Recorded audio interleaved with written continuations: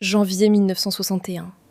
À Casablanca, au trot du roi Mohamed V, on retrouve Kwame Nkrumah, Sékou Touré, Modibo Keïta, Gamal Abdel Nasser et les représentants du mouvement indépendantiste algérien.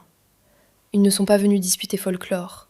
Ils parlent unité africaine, décolonisation et avenir politique du continent. Alors, lorsque certains présentent aujourd'hui le rapprochement entre le Maroc et l'Afrique comme une stratégie toute récente, petit problème, le calendrier commence beaucoup plus tôt. Pendant des siècles, nous avons vu dans les épisodes précédents que le Sahara était une route.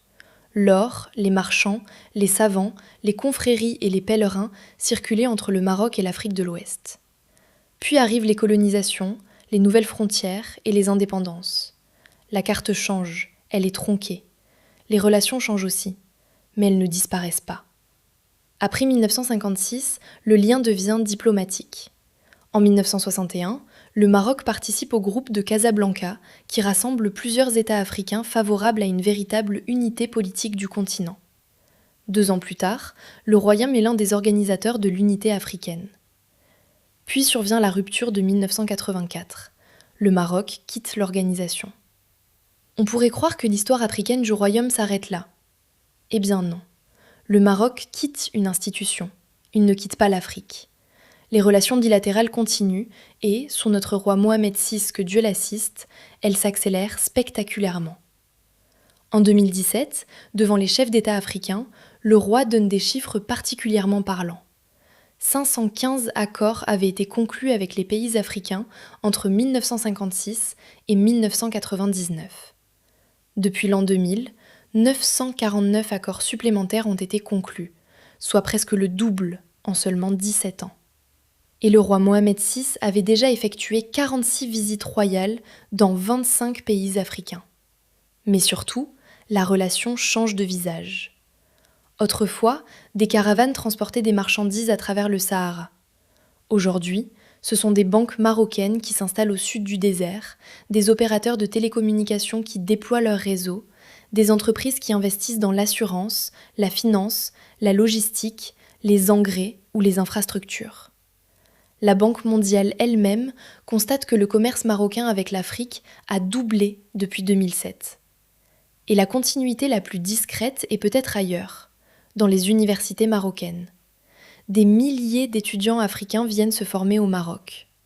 Pour la seule année universitaire 2019 à 2020, ils étaient originaires de 47 pays africains dans l'enseignement supérieur public marocain.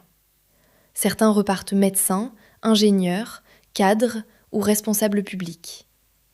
Les anciennes routes du savoir n'ont donc pas complètement disparu.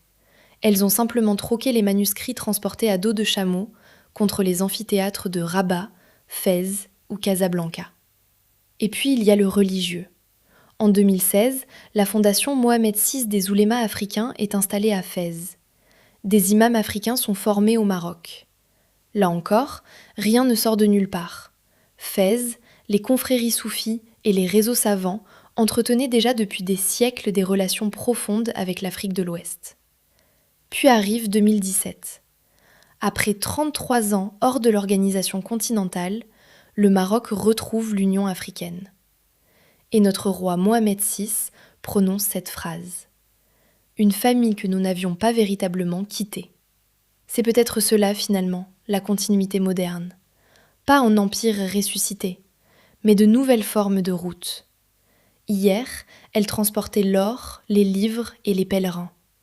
Aujourd'hui, elle transporte des étudiants, des capitaux, des données, des projets et des idées.